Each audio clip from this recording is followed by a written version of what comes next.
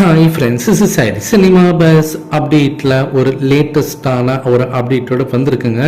நம்ம எல்லாருக்குமே தெரியும், லோகேஷ் கனகராஜ் அவர்கள் கூலி படத்தோடைய ஷூட்டிங் ரொம்ப பரபரப்பாக எடுத்துன்னு இருக்காரு. ரொம்ப விறுவிறுப்பாக அந்த ஷூட்டிங் ஸ்பாட்டே பார்த்தினாக்கா ரொம்ப விறுவிறுப்பாக போயின்னு இருக்குது. ரஜினி சார் பொங்கல் டைமில் பார்த்தினாக்கா வெளிநாட்டுக்கு போயிருந்தார். ஸோ அங்கே இந்த படத்தோட கிளைமேக்ஸ் காட்சிகள்லாம் ஷூட் பண்ணியிருந்தாங்க. அதற்கான அந்த சண்டை காட்சிகள், அதிரடி காட்சிகள்லாம் அந்த ஷூட் பண்ணியிருந்தாங்க. நம்ம பேசியிருந்தோம்.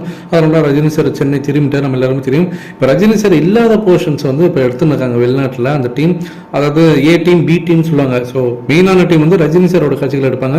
சைமல்டேனியஸாக பி டீம் பார்த்தீங்கன்னாக்கா மற்ற காட்சிகளை அவங்க எடுத்துனுப்பாங்க, வெவ்வேறு லொக்கேஷன்ஸில் எடுத்துனுப்பாங்க. ஸோ அந்த மாதிரி இப்போ ரஜினி சார் இல்லாத காட்சிகளும் இப்போ எடுத்துன்னு இருக்காங்க. இந்த படத்தோட ஷூட்டிங் அநேகமாக இந்த மாத கடைசியோட முடிஞ்சிடும் அப்படின்ற மாதிரி சொல்லிருக்காங்க. ஸோ வெயிட் பண்ணி பார்ப்போம். இந்த நிலையில் இந்த படத்தோட இந்த கிளைமேக்ஸ் காட்சிகள் அந்த ஷூட் பண்ணி இருக்கும் போது லோகேஷ் கனகராஜ் அவர்களுக்கு என்ன தோணுச்சோ, என்ன நினைச்சாரோ அப்படின்னு தெரியல. திடீர்னு போயிட்டு ரஜினி சார் கிட்ட இது நம்ம அப்படியே ஒரு செகண்ட் பார்ட்டோடைய கண்டினியூஷனா அப்படியே ஒரு லீடு கொடுத்து விட்டுடலாமா அப்படின்ற மாதிரி ஒரு விஷயத்த அவர் சொல்லியிருக்காரு.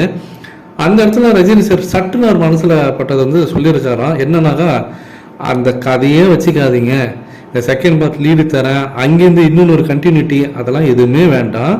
அப்படியே கதை ஆஸ் இட் இஸ் நம்ம என்ன முடிவு பண்ணணுமோ அதையே எடுத்துருங்க. ஒரு வேளை செகண்ட் பார்ட் அமையணும்னு இருந்தாக்கா அது தானாக அமையும். நம்ம போயிட்டு வலுக்கட்டாயமாக செகண்ட் பார்ட் எடுக்கணும், இல்லை அதுக்கு ஒரு லீடு கொடுத்தாதான் அதுக்கு செகண்ட் பார்ட் வரும்ன்றதெல்லாம் அவசியமே கிடையாது. அதனால நீங்கள் அதை பற்றி எதுவுமே யோசிக்காதீங்க, இருக்கிறது என்னவோ அதை மட்டும் எடுத்துகிட்டு போங்க, அப்படியே விட்டுருங்க அப்படின்ற மாதிரி சொல்லிட்டாராம். அதுக்கப்புறம் லோகேஷ் கனகராஜனும் சரி, எதுக்கு நமக்கு தேவையில்லாம செகண்ட் பார்ட் லீட்லாம் கொடுத்துட்டு இருக்கிறத ஆசிட்டிஸே எடுத்துருவோம் அப்படின்ற மாதிரி சின்னதாக ஒரு கான்வர்சேஷன் அங்கே ஷூட்டிங் ஸ்பாட்லேயே ரஜினி சார் கிட்ட உட்காந்து அவர் பேசியிருக்காரு. இந்த விஷயம் இப்போ ஆன்லைன் சோஷியல் மீடியாவில் வைரலாக போயிருக்கு. அதுக்கு நெட்டிசன்ஸ்லாம் பல ரியாக்ஷன் கொடுத்துருக்காங்க. ஒரு சில பேர் பாசிட்டிவாக என்ன சொல்கிறாங்கன்னாக்கா, செகண்ட் பார்ட் எடுத்தால் நல்லா தானே இருக்கும், இவங்க ரெண்டு பேரும் இணைஞ்சா நல்லா தானே இருக்கும், வேற லெவலில் இருக்குமே அப்படின்ற ஒரு பக்கம்.